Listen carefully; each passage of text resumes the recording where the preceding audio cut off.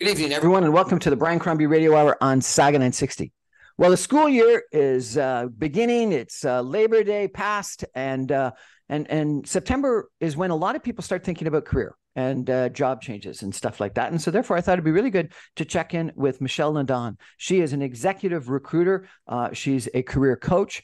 She's a professor in professional practice, and she's an expert in looking for, interviewing for, and finding jobs. Michelle Nadon, welcome to the show. Thank you so much. It's great to see you again, Brian. It's great to see you again. So am I right? Is September a time when a lot of people are out there thinking about their careers and looking for new jobs? September is the very best job market of the year, in my humble opinion. There's actually three distinct markets that people aren't aware of. Excuse me. One is September 1st to the end of November. And that's when industry gears back up. Everybody's got their minds back on the job. Hires are being made for next year. Planning is being done for next year. So it's really an optimum time to be out there actively looking for jobs. The next best market is January to the end of April. A lot of private and public industries are going strong at that point. So those are very, very good windows to be job searching. Obviously, summertime is going to be slower, except for students. Students fare really well in the summer because everyone is quite used to hiring students and postgrads in the summer. So those are the three distinct markets that we have to work with in terms of our timing for job applications and making career transitions. So if you're thinking about your career, what do you do to think through whether you should do a change and initiate a job hunt? What are the steps that you would recommend? You know, the most important thing of them all is job preparedness. And I've always said the more work you put in on the front end of the application process, the better the results at the tail end of the process. So job preparedness, obviously, we have to have an up-to-date resume that is AI friendly, and that has a few keywords from the actual job description planted in it so that AI can go looking for the exact words it needs to go looking for. Now, that's not to say we're going to stuff our resume with keywords, but we are going to insert the ones that make the most sense. And then one should always be prepared with having a good, robust template to use as a cover letter or as a cover email. And there are certain formats that work well for that. But if you at least have an introductory line written up with some context for why you're applying, a short paragraph on how your skills apply to that specific job, another paragraph, a short paragraph that outlines any value adds that you're bringing to the table that they might not be aware of, but that are helpful to you in the job. And then a strong closeout on your cover letter or cover email. And then a strong closeout on your cover letter or cover email that states your business case. And by business case, I mean a short statement of why would they uniquely hire you?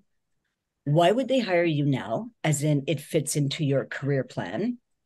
Why you want to choose or why you want to apply for this role in particular, and also why you want to work with this company in particular. Because at the end of the day, the job search is actually about the company. It's not about the candidate, although we do tend to think it's more about us than them. It's actually way more important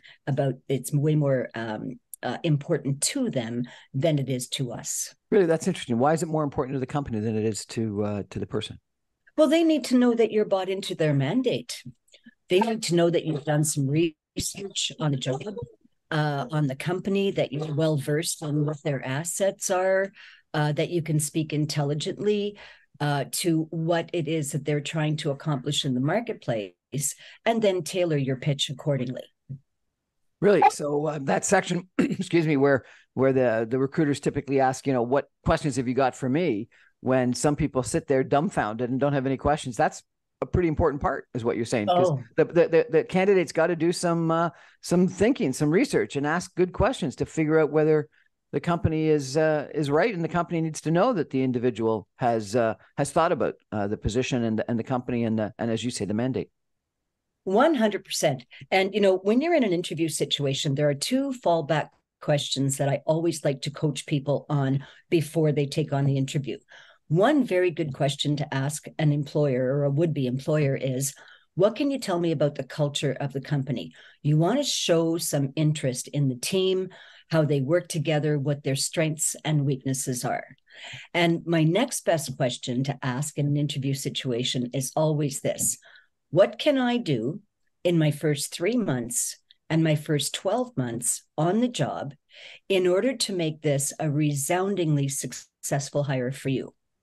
They love that question. That tells them that you are really interested in what they're doing and you're making efforts upfront to tailor their needs to your skills. So I often get the sense with candidates that they're in sell mode and they want to sell themselves and then get the job offer. And then, and only then, will they turn around and think about whether it's actually a good opportunity for themselves. Yes, well, we do tend to take that approach of selling ourselves, but really that's not optimum. I've always said authenticity rules. If you have done your research on the company, its mandate, the stakeholders in the company, you've prepared a small business case for yourself, that leaves you in a very strong position to be able to address what they need. You said that you have to make your resume AI friendly. What do you mean by that? Okay. Artificial intelligence reads in a Z format. Left to right, drops down, left to right, drops down, left to right, drops down. So if you have a resume that is formatted with columns, as in an F format, AI is going to have a difficult time breezing through your information. But if it's in a left to right format, like a standard resume with, your information at the top, your contact information, your summary profile, and then your work experience in chronological order, an artificial intelligence system is going to be able to read that much more easily than it can read a graphically laid out resume. So most of the resumes I see are in point form. Is that left to right, or do you need to put it into paragraphs? Oh, no, you don't need to put it into paragraphs. Point form is absolutely great, but it just needs to be more sort of linear than graphically laid out. Don't have columns. Essentially, if you're applying through an AI system, I would have two resumes. I would have one that doesn't have columns, and then I would use the one with columns, the nice graphically laid out one, to go directly to hiring managers.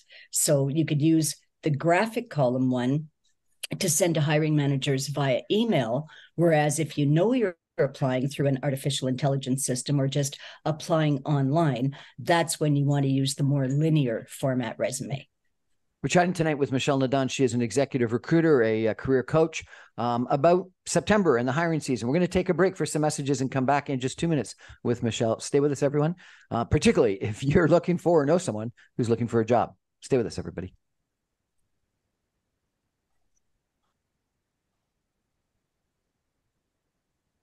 Welcome back, everyone, to the Brian Crombie Radio Hour on Saga 960. We're talking about September being that season, or the beginning of that season, when a lot of people are thinking about their jobs, their careers, and are looking for new jobs. Our guest is Michelle Nadon, who is an executive recruiter. She's a career coach. She's someone who has been in the job business, the career business, the career counseling business for a couple decades. Michelle, you know what? No matter what the age, I meet people that say they don't know what they want to do, and they're not focused, or they don't really know how they fit into the companies. And so therefore, what you're saying is the key is understanding a company strategy and what your mandate would be and that you can fit in. But how do you do that? How do you figure out what you want to do in life? Or do you think I'm wrong? People know what they want to do. I would venture that most people in their heart of hearts know what it is that they want to do. They're just afraid to admit to it and afraid to take a calculated risk on something new. So what I do for myself, and this has panned out over the last at least 20 years, religiously, I sit down on my birthday and I say to myself, okay, what do I want this year? And I make a list of about 10 or 12 different items. And it could be anything. Like this year, I want to create an audio version of my book. I had not thought of doing that last year. So every year on my birthday, I sit down and I get cozy with myself and I try to figure out what I want. So I use that method when I'm coaching individuals and when I'm teaching professional practice in schools. I encourage everyone to sit down and write out 12 full statements of what you want out of life, professionally, personally, spiritually, health and well-being wise. And then from there, you can devise a plan for the items that you really want to prioritize on that list, and you can get them into motion and start working towards them. I think it's a great trick. And when you do that, do you change your orientation or your strategy for the year dramatically, or has it always been incremental? Oh no, I really encourage everyone to be very strategic about how they approach things. So when I do my list of goals, I break them down a little bit further, and I just say to myself, on a scale of 1 to 10, how badly do I want this one?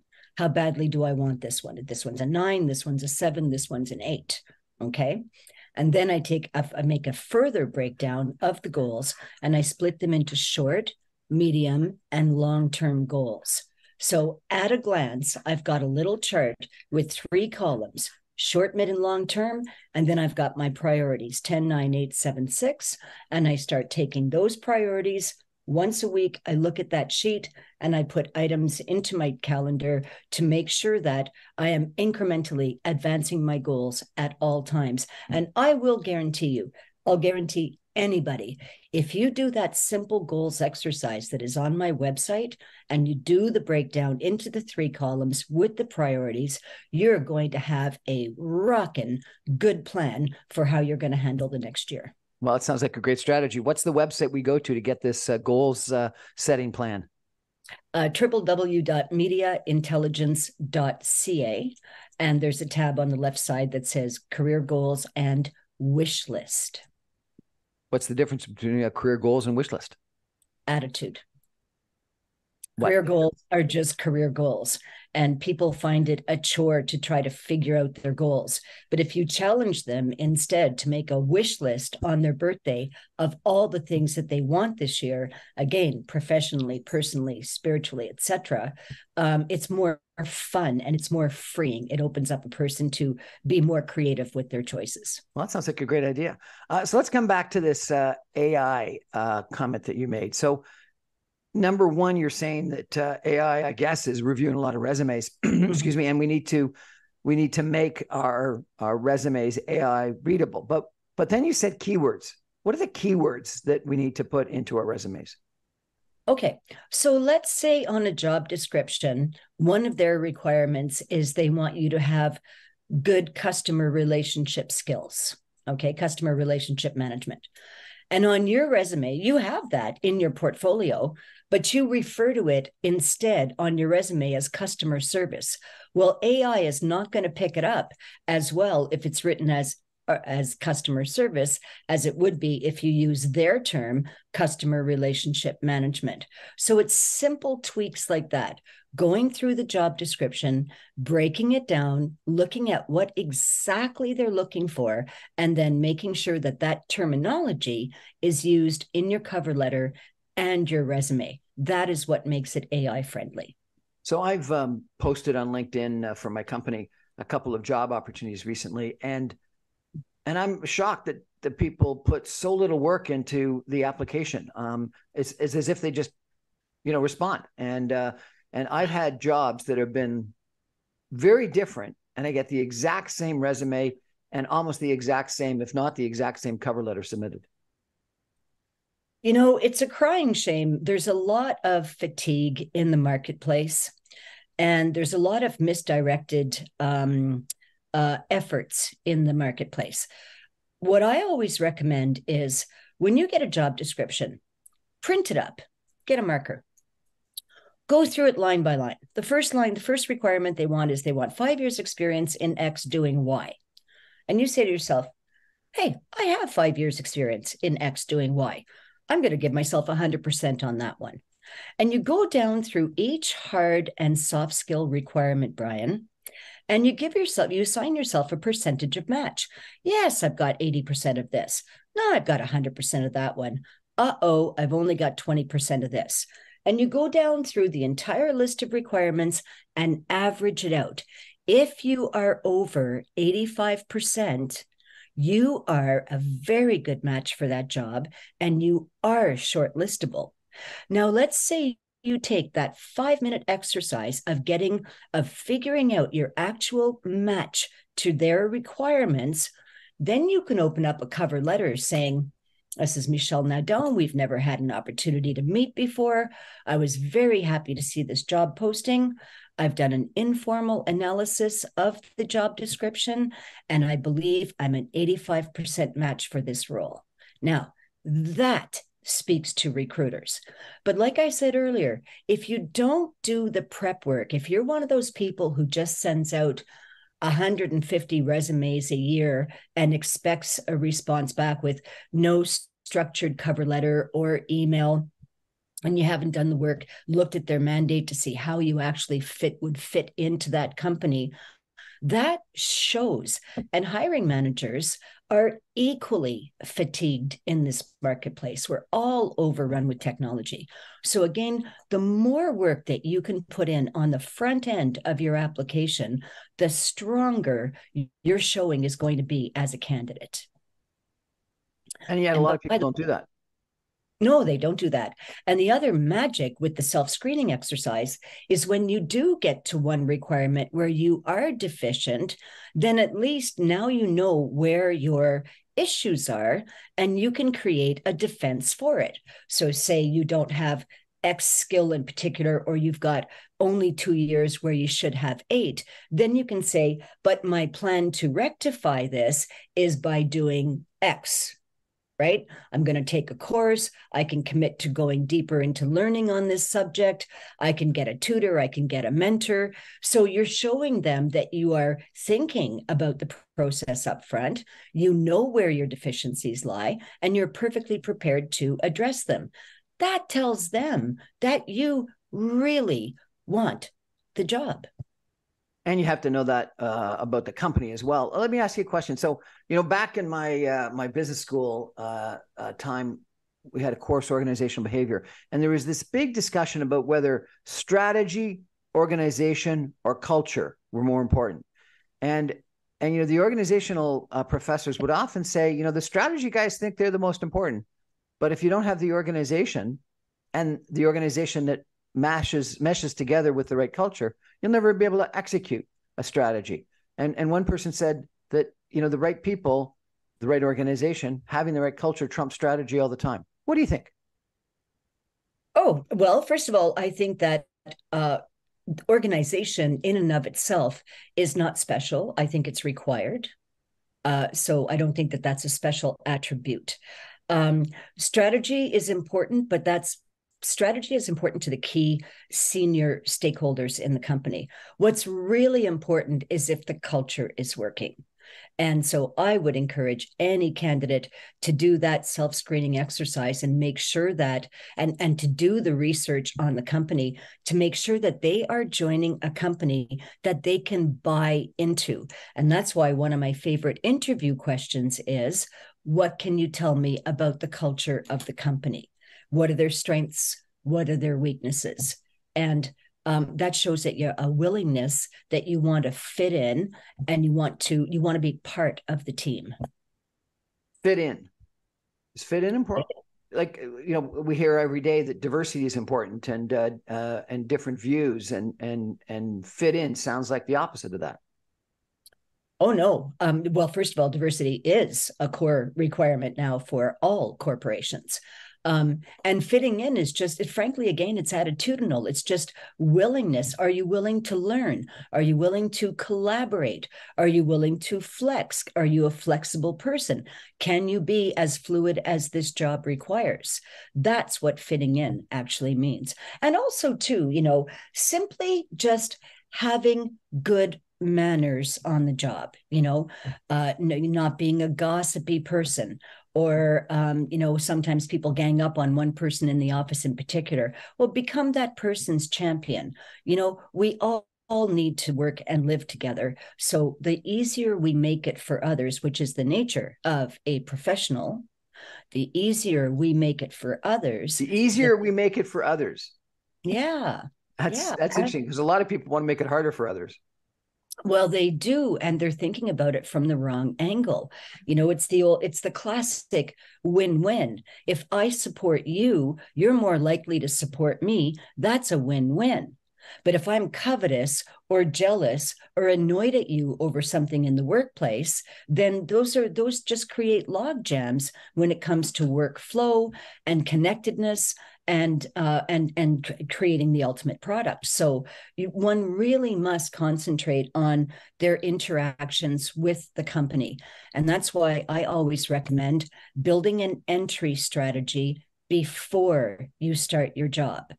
Getting that one question answered. What can I do in my first 3 months and my first 12 months on this job to make it an incredible success for you? They will tell you what they need. You take those notes, you create a small plan, you email it to your hiring manager on the very first day. These are my thoughts. This is what I've garnered from our conversations. Any tweaks? No, that sounds great. This is what we discussed. All right. Now I have a plan that I can calendarize, put into my calendar and say, okay, by the 3-month period, I need to accomplish A, B, and C. And by my first year, I want to make sure that I've taken care of X, Y, and Z. That just tells an employer, again, that you're a good, strong performer who wants to see to the best interests of the company. Best interest of the company, and working as a team, working as part of the organization. I think that's really critical. And, I think it's one of the problems that in my career that I've encountered more often than not, which is people that want to be stars and are desperate to be stars and don't want to work as part of a team. Mm-hmm. That is a major red flag for employers, right? They don't want superstars. They want good, reliable performers. There's a lot of talk about what's the word that they're using in the marketplace, being disruptive, like as if disruptive is a good thing. I don't believe that it is a good thing. I think being strategic about what you're doing, being true to your word on the job, being reliable and consistent and supportive of the brand and the company mandate is going to get you a heck of a lot farther than any brilliant idea you come up with on any given day. I'm not sure if you've watched this show on Netflix. Actually, it's on Apple, called Ted Lasso, about a soccer coach in London, England.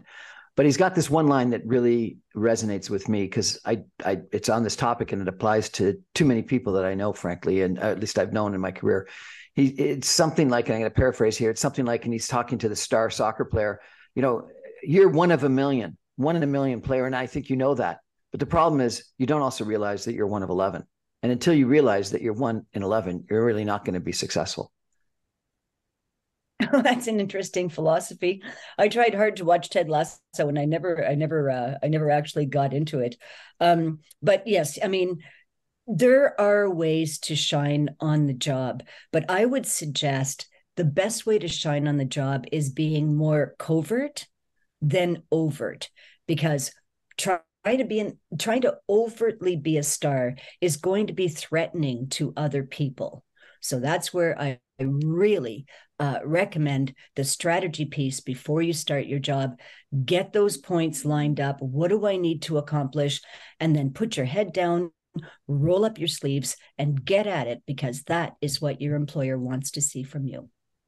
Michelle Nadon, career coach, thanks very much. This is really good. We're going to take a break for some messages and be back with a few more minutes with Michelle Nadon in just 2 minutes. Stay with us, everyone, particularly if you're thinking about a career change, or you know someone that's thinking about a career change, or you're hunting for a job, or you're an employer trying to figure out what employees you need to recruit to build that organization that's going to take you to the next level. Stay with us, everyone. Back in 2.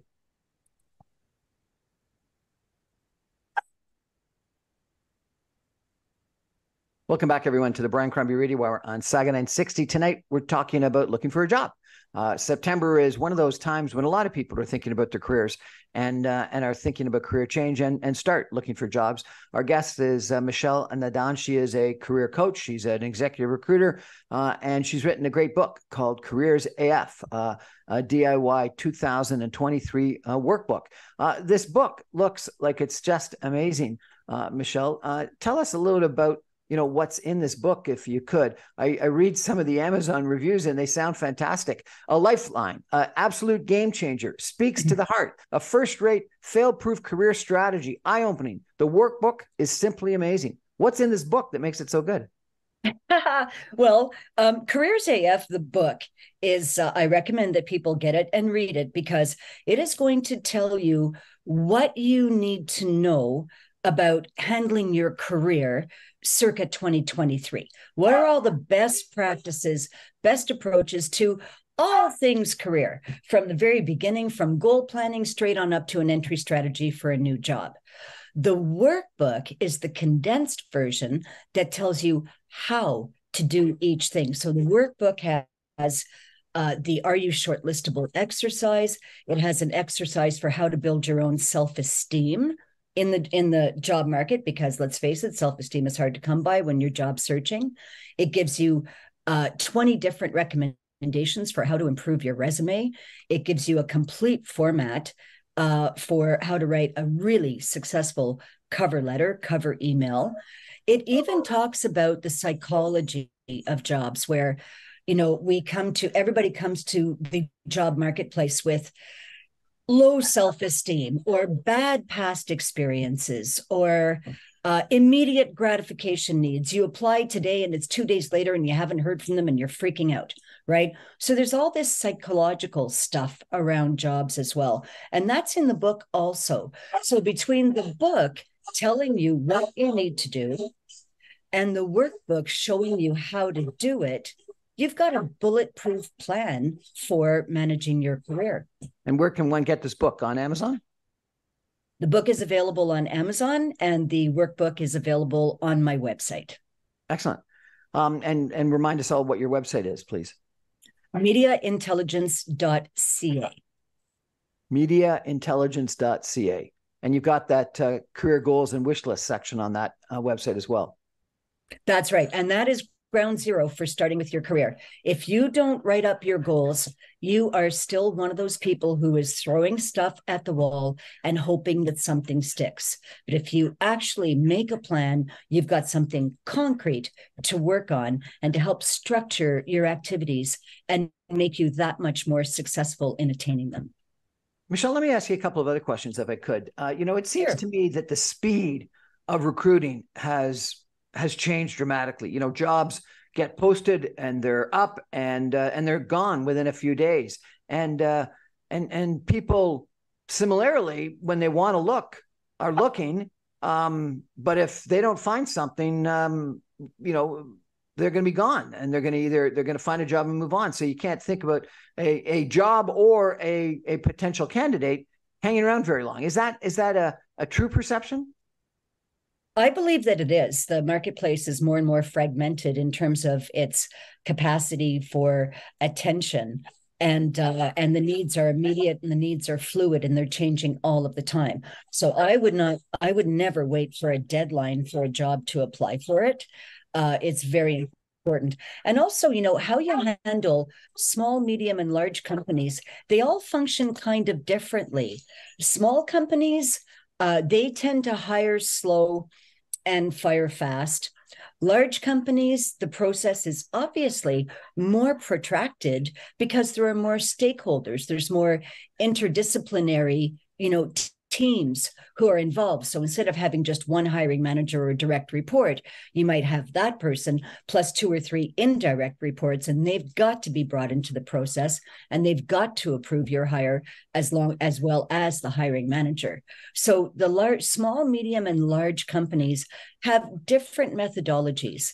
And another note in the marketplace right now is that the large companies have really, they've gone through so many changes and so much so many costs associated with COVID and post-COVID, that they're now, the large companies are more inclined to reduce their teams rather than expand them. So my best recommend would be to focus on small and medium companies. They're not juggernauts. The people are reachable. You can get to them, and you have an opportunity to help that company build. Whereas a large organization is already built. You go into that one job and you stay there, and they're not moving you because they got 300 other people they got to worry about too. They got the organization. You got to fit into that organization. Yeah.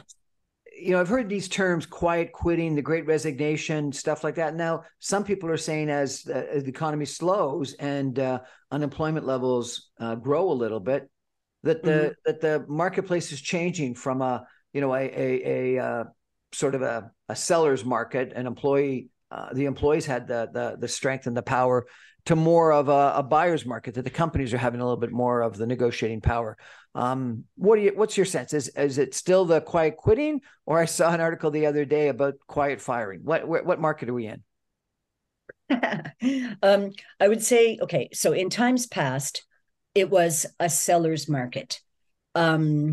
No, sorry. In times past, it was always a buyer's market. It was always the employer has the be all end all last word on every subject. Then during COVID, it became a seller's market because talent was hard to get. Everybody had to work remotely. Everybody had to be up to speed with their technology and all of those good things. So it kind of shifted there. But now where I see it is it's actually quite balanced. And it's just, how much does the company have its act together? You can research and find that out. And then how much do you have your act together as an actual candidate? You put those two together, it's your proverbial win-win. You've focused a lot on resumes and cover letters and AI and stuff like that. What about good old-fashioned networking? Is that still important, or no, that's a past world, and the world today is all about getting it online and applying on LinkedIn or Indeed or whatever? I'm so glad you asked that. Above and beyond job applications and doing all this research on companies and all of that legwork, networking is still the very, very best way to get a job. So building your network all of the time, but it's not just a case of getting numbers on your LinkedIn profile. Oh yeah, I've got 1,500 followers. That's not going to help you. What you need to do is you need to build relationships with those people. So it's not a one-off proposition. Oh, I've met this person and I'll, if I need them 3 years from now, I'll contact them. No, you have to be actively building and nurturing your professional relationships every week of your professional life, because you cannot make money in a vacuum. You have got to have contacts. And if those contacts like and trust you, and if you have a reputation for doing your homework and for delivering, don't think for a second they won't put you at the top of the I love you pile. So how do you do that networking? Networking? Well, how do you do it? It starts digitally, of course, because it has to. But then, I've always found the best way is to get third-party introductions. When I'm working with talent and they're working on their careers and they're doing their homework and their goals and their personal brand and their resumes and all of this stuff, I am more than happy to reach out to an employer, whether I know them or not, on LinkedIn and say, I'm working with this candidate. He or she has absolute mettle. Here are some of the attributes. I understand they're applying to a role in your company, and it would be delightful if you could give them serious consideration, because I believe they're well worth it. Sort of like a reference, but a reference ahead of time. A reference ahead of the game, just as you apply for the job. And again, I can do that with a person I know or I don't know, because I've been doing it for a long time and I know how to do it. But third-party introductions are absolutely critical in networking. And then also the boots on the ground. You have got to be attending industry events. You've got to walk out of that event with 25 business cards. I'll challenge you. The next day, you connect with them all on LinkedIn. 3 or 4 days later, you write them a personal note, get their email. Somehow emails are all available all over the internet. send them a note and say, hey, it was really great meeting you. I'd love to follow up on this point you were talking about. So there you're seeding the relationship, and you're doing what I call marketing touchdowns. Okay. Because in networking, it takes between 1 and 5 marketing touchdowns with any given person to go from perfect stranger to a known entity. Okay. Five There was a day when you and I didn't know each other, and now we do know each other, right? But then after we become known entities with each other, then you've got to move the relationship through trust and time. And it's trust and time that is going to make them keep you top of mind. But if you disappear, or if you're just a one-off, how are they supposed to remember you? You know that classic line, Brian, when people say, keep me in mind? You're giving me homework. It's your job to keep in my mind. That is the nature of networking. I think that's a great suggestion and recommendations. I'd only add one to that, and that is ahead of that conference that you go to or that event you go to, look on LinkedIn about some of the attendees, or find some of the attendees on the website, and via LinkedIn, connect up with the people, a couple of people that you might want to meet up and say, looking forward to potentially meeting you at this upcoming conference and chatting about whatever it is that you'd like to chat about. Because having pre-selected and pre-connected with a few people that are going to be at that conference that you want to meet makes it a far better conference. Hey, that is really clever. And yes, I've never heard that suggestion before, but I'm going to incorporate it with your permission. And I'd also build on it by recommending that you focus on the actual speakers at the conference.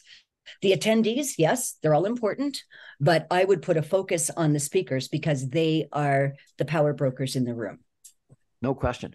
We're chatting today with Michelle Nadon. She's an executive recruiter, a career coach, someone who knows about this September job time, and has given us a bunch of really good suggestions about what to do in thinking about our goals, thinking about our objectives, thinking about our wish list, thinking about how to get our cover letter and our resume AI friendly and ready for LinkedIn, about the time frame that you need to meet, such that don't wait for that deadline. Get that application in right away, because the job's going to be up, posted, and down before you know it. And the speed of recruiting has really sped up. And then I think this really critical conversation about how culture ends up being really critical for companies, even more so than the organization or the people that are in that organization. And a lot of times even more important than the strategy. The good people with a good culture and a poor strategy can still be successful. But a great strategy with poor people that are infighting is going to be a disaster. And so therefore culture ends up being critical. And you've got to find out what that culture is and make sure that you fit into that culture. We're going to take a final break for some messages and be back with some concluding comments with Michelle Nadon, career coach, in just 2 minutes. Stay with us, everybody.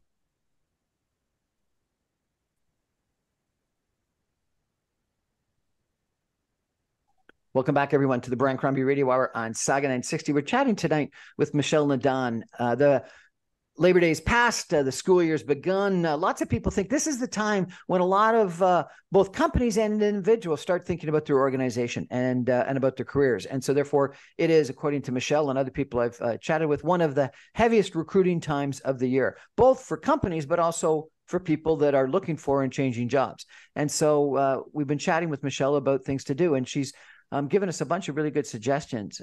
One of them is going to her website, taking a look at her book, and on her website and in her book are a whole section on career goals and wish lists. But then in addition, there's a whole workbook that talks about some of the things that you need to do in regards to in regards to your career. And I thought, as a way to close up, it would be great, Michelle, if you could, take us through some of these really good suggestions that are on your website as far as taking your career to the next level. Yeah, the career workbook, I've been working on that for a number of years, and I decided to formalize it much more strongly last year and make it available for sale to people because it is so mission critical. So it starts with the goals, and it tells you exactly how to work out your short, mid, and long-term goals in order to have a concrete plan with which to help guide your career. Then there's a list of how to build your professional brand. What are the marketing assets or tools you need? There's also a content style resume that shows you like that linear AI application friendly style of resume. It teaches you a super strong format for writing a cover letter or a cover email. Also, for people with more than 5 years experience, handy little trick, get a bio. Get a professional bio written and include it with your application. It makes you look way more organized, way more professional, way more senior. It's just kind of icing on the cake. There's also tools in the toolkit that help you write a recommendation for someone else. Or if you're asking someone for a recommendation and they say, draft it for me, there's a template for it in my toolkit. There's also how to write up your job references and how to use them and how to actually leverage your job references. And then the most important thing, Brian, is the job search tracking sheet. This thing is a stroke of genius, if I do say so myself. And it tells you the exact steps you need to take to go from researching the company, finding out who the stakeholders are, building your business case, and planning your marketing touchdowns. And if you keep that all in one spreadsheet, it's available, it's open on your desktop, it's updated every day with new contacts, new applications that you've made. So that magical day when someone calls you from the company of your dreams, you open up your spreadsheet and there's all your notes on the company sitting right in front of you. You sound and look like the pro that you are because you did the research and you've put in the homework. So the toolkit is really cool. The last thing, of course, it has an entry strategy for how to start your new job off on the right foot. And it also has a chart on the best times to post on social media so that you can use that chart for the various platforms to make sure that when you do put up a post, it's at an optimal time on LinkedIn or it's at an optimal time on Twitter or Insta or whatever.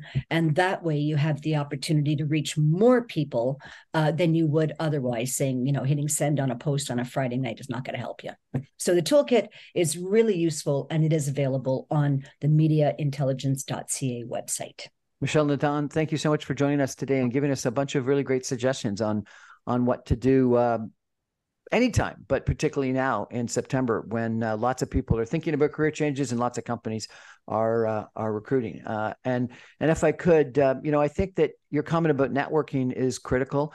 I think networking is back. Maybe it took a little bit of a pause during COVID and or became virtual or more virtual during COVID. And I think people became overly reliant on LinkedIn as a way of, or Facebook, but primarily for work on LinkedIn as a way of communicating with people.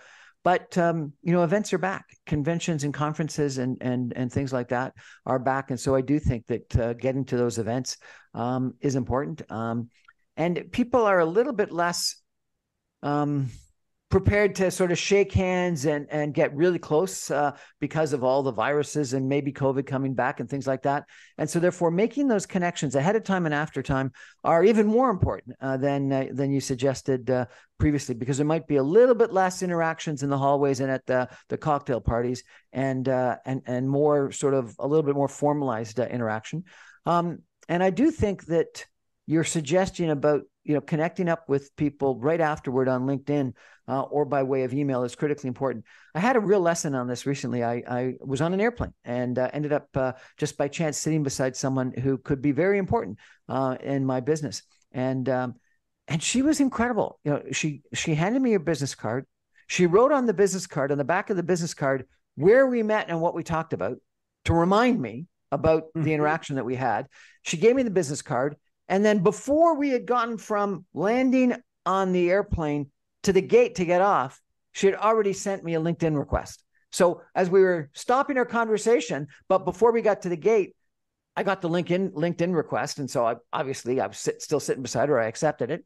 And then not the next day, but a day later, she sent me a follow-up message with some of the things that we talked about. And I was really quite very impressed with. That is a networking pro. She was. And Yeah, I won't forget her, and I won't forget that I met her on the airplane. And so exactly. it's a great story.